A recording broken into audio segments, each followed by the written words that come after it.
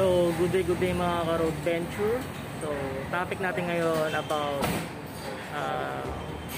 differential LSD. Yan. Backlash. Yan. Ano nga ba yung silbi ng backlash na yan? So, tuturo sa inyo kung ano yung purpose ng backlash na yan. Kasi may mga clearance sa yung backlash na yan eh. So, kung hindi tama yung clearance nyo sa backlash, so every time na magpo-full turn kayo ng left or right, nagba-vibrate yan. Malakas yung vibration niya sa ilalim. Parang umaalog. Umaalog ka nga, ramdam nyo sa taas eh. Yan, mararamdaman nyo yan. Tapos kapag atras kayo, ganun din. Nagba-vibrate ng malakas yan. Maririnig nyo parang metal na nagkikiskisan. So dapat tama yung clearance ng backlash nyo. Yan. So tuturo ko sa inyo ngayon kung ano itsura ng backlash. Tsaka kung paano nila itotono yung backlash. Yan. Yun. Tsaka kung paano malaman na tama yung tono ng backlash nyo. So dapat medyo hanging. Yun. Yan, mga ganyan dapat, mga ganyan kahit ganyan kataas, pwede na rin. At saka ililiko nyo ng ipo-full turn nyo ng right at saka left, tapos aandar kayo. So kapag wala ng alog yan, ibig sabihin ayos na yung clearance ng backlash nyo, ayos na yung clearance, yung backlash nyo ayos na yung clearance nyan. So good to go na yung nyo, safe na gamitin yan. Saka okay na yung differential nyo, hindi na magkakaproblema yan. So yan, tuturo ko sa inyo ngayon yan. Alright, ang mga lang. Shoutout nga pala kay Jurassic Yan, kay Ian yan, kay Ian. Shoutout Ian. Ayan na, binabaklas na ako po.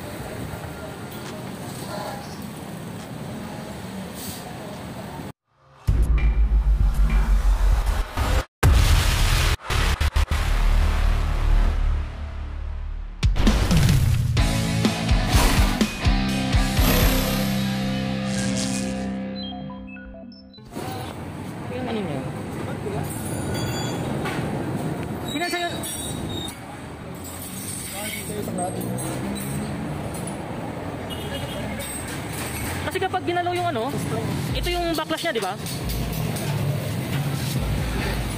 Backlash yan. About 2 mm o 3 mm. Bago siya kumapit. So yung clearance siya, Catalina at saka yung pinion. Oo, sakto sir. 0-0 yan. 0-0 dapat. So okay naman siya. So ito, okay naman. Okay, titignan natin mamaya. Titignan natin. Stick natin yung axle bearing. Yung axle bearing baka kasi yan yung mga minsan dahilan eh. Kapag medyo may vibration at saka kapag nagpo-full turn left and right ka, gumagano'n siya, nagba-vibrate. Rinig sa taas yan. Saka kapag atras ka, rinig din yan. So isi-check natin ngayon. So okay sa backlash niya. Yung clearance niya 0-0, yung sa pinion. Ito yung pinion. Saka yung sa Catalina. So okay siya. So yung sa bearing, check natin mamaya. Malalaman natin yan. Ayan. So yan na naman. Kung hindi kasi masyado natono to, yung pinion at saka Catalina, medyo malug nga yan. Kutingin ko kasi dito yan sa bearing eh. Kasi yan lang naman yung kapag inugan nyo yung gulong, marinig yung lagatok yan eh. So kapag medyo may lagatok, yun baka sa bearing nga. So tingnan natin ha.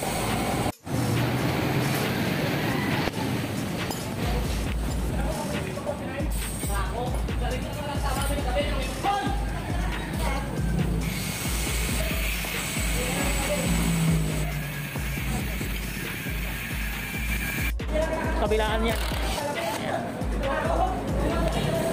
Sa kabilaan yan. Natanggal na yung sa kabila.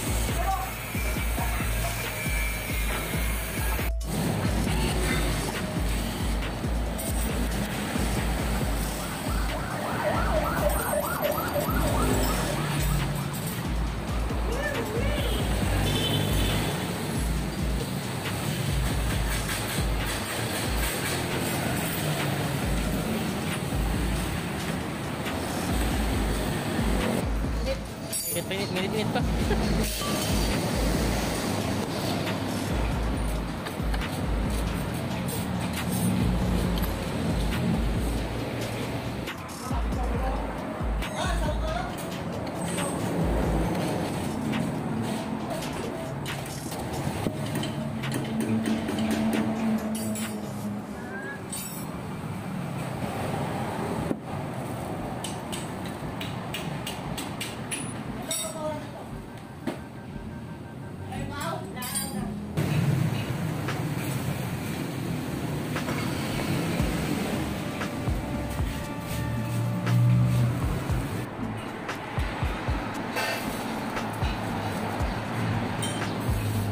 Okay lang ba yung parang maluwang siya? Hindi, ganun pa rin. Ganyan talaga siya.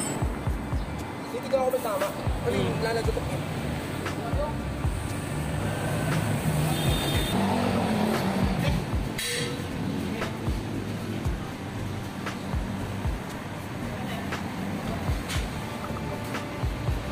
Tama rin rin.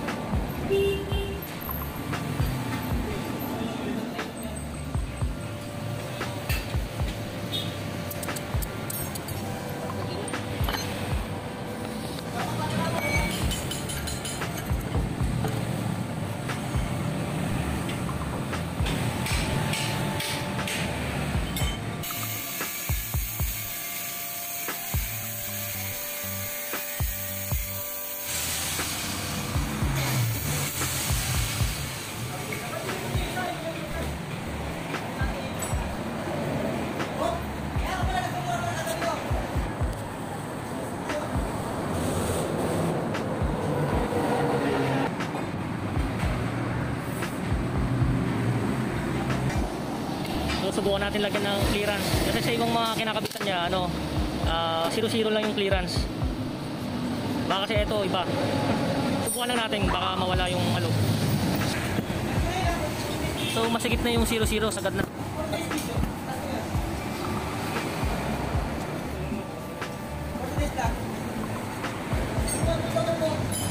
Yan, ganda yung pagtotono. Tono-tono.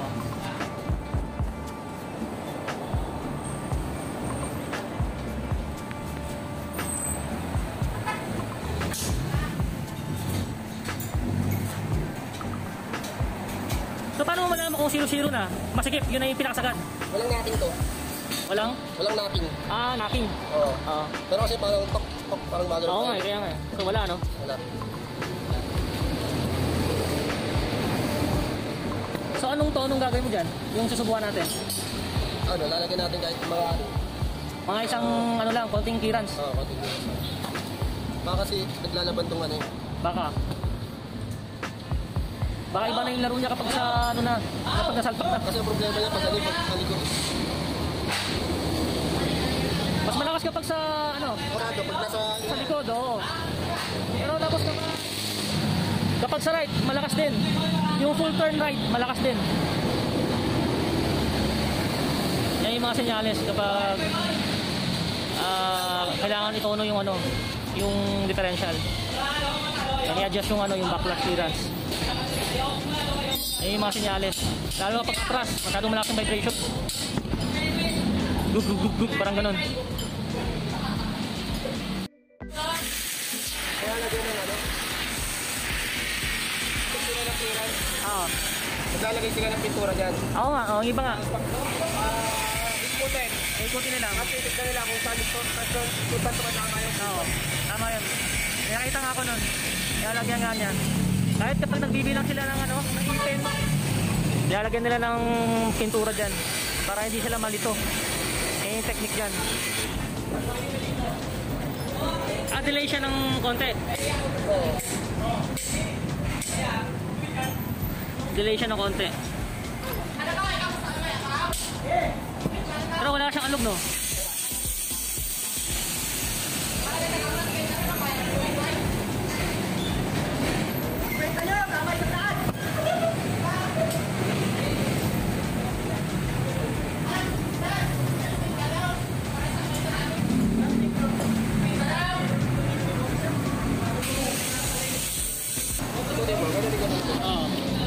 Ganun yun.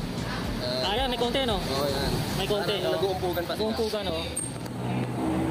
So, yan yung sasalpak natin. Medyo, ano, baka sakaling mawala.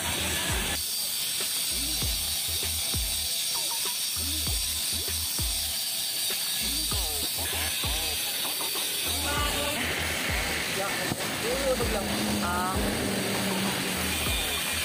Saka mo inalak.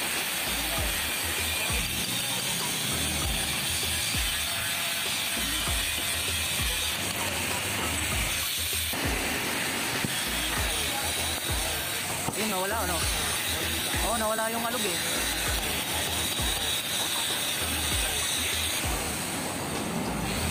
Yun.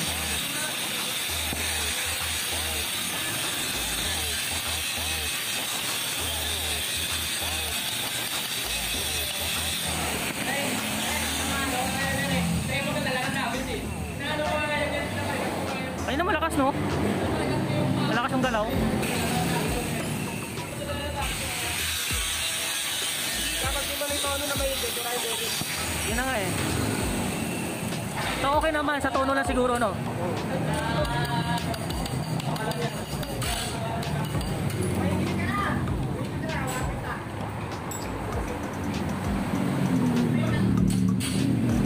So kailangan yung tono talaga yung sa bearing. You know, kita nyo. Kanina medyo alog eh. Ngayon 0-0 na. Kaya sisino na. So kaya nung binaklas mo, 0-0 din, no? Oo, kaso walang clearance kasi yun. Walang clearance. Ito, may clearance. Oo. Nilagyan ng konting clearance.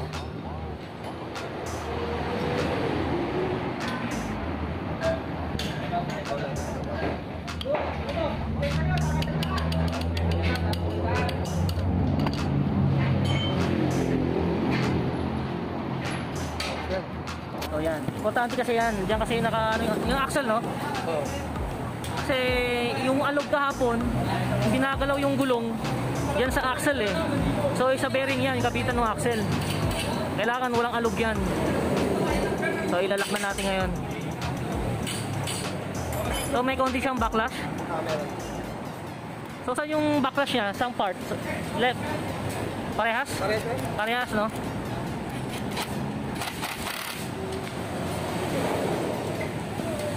So si Banjo to, subscribe nyo, off-road trip. Yan, ano yan sa ano, mga LSD talaga, yan ang forte niya eh. LSD. Expertise.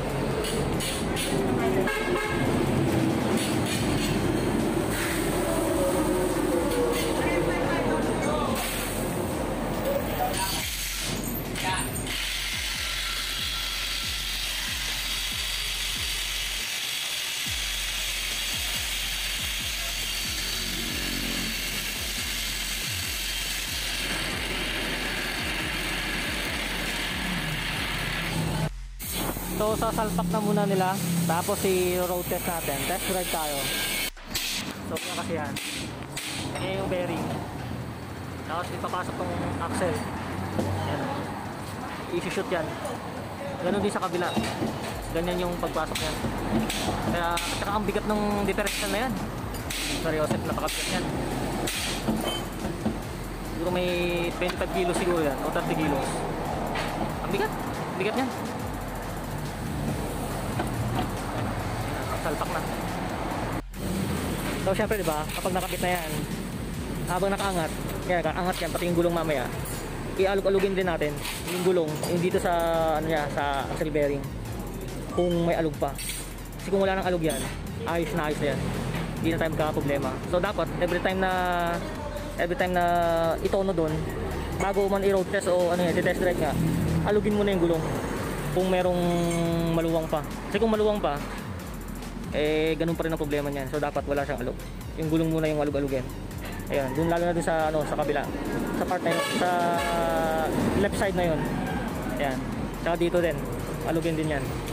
Para sigurado tayo. So saka natin yung road test. May alog pa? So wala na daw. So dapat talagang ano yan, double check yan, iikot talaga dapat yung gulong bago rin naman i-road test o test drive yan para sigurado na walang back job yan. So ganyan yung pag ano, pag test yan. Bukod dyan sa tinest nilang ganyan, alog-alog nila, syempre yung road test natin yung left and right na full turn at saka yung syempre yung reverse, yung pag-atras. So pinapaikot na muna natin sama sa testing yan dito sa off-roader. So garantisado yan, kailangan road test muna bago iwan yung ano, bago kayo umuwi para sigurado walang back job yan. Sigurado ng mga ano yan, mga nagtatrabaho dito sa off-roader yan, mga nagtatrabaho dito yan, magwapo yan. Ayan, strada. Wala sila rin na sa Ilocos. Anak niya yan. Wala na anak niya. Kaya hinigpitan lang para sigurado. Tamang higpit lang, huwag sobra-sobra. Baka maputol yung stand natin eh. So ganun din sa kabila yan.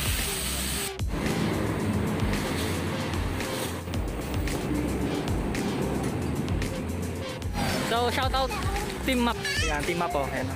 So dito sina ate magpapaano yun magpapa body lift 3 inches. Tapos palit ng gulong na Arribo 15 inches na mags. Tapos 235 ano ba to? 235 75 yata na ano? Yan, 235 75 na gulong Arribo. Okay. Tawa na sa lowered kaya mag-lift sila.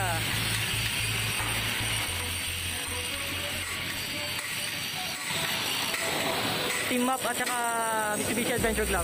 Magkaibigan yan.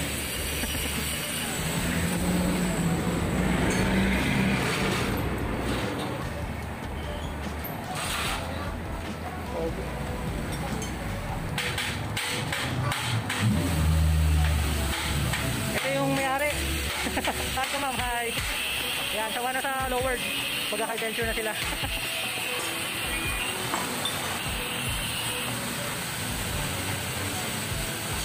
Pogi niya kapag maganda yung gulong. Ganda niyan. So kapag nag-LSD tayo, dapat yung gear oil na gamitin natin pang LSD din. Yung parang kasing labnaw ng ng engine oil or mas malabnaw pa. Huwag yung sobrang lapot kasi hirap yung diyan yung natin yung differential. Ito kasi sobrang lapot to. Ayun oh, labnaw. Tulo, butas. Ayun oh, labnaw oh. Yan maganda. Kuha ka ulit plastic. So ito, napakalapot oh. So ano kasi yan, nakaka-apekto yan sa performance nung differential. At madaling masira yung yung differential nyo kapag sobrang lapot. Di katulad nito, sobrang labnaw oh, ang ganda. Para siya mantika lang. So smooth na smooth yan kapag nasa loob na ng differential natin. Maganda yan. Yan oh. Yan. Oo nga, malabnaw nga. So, DEP Extreme Pressure C90 ito nilalagay na.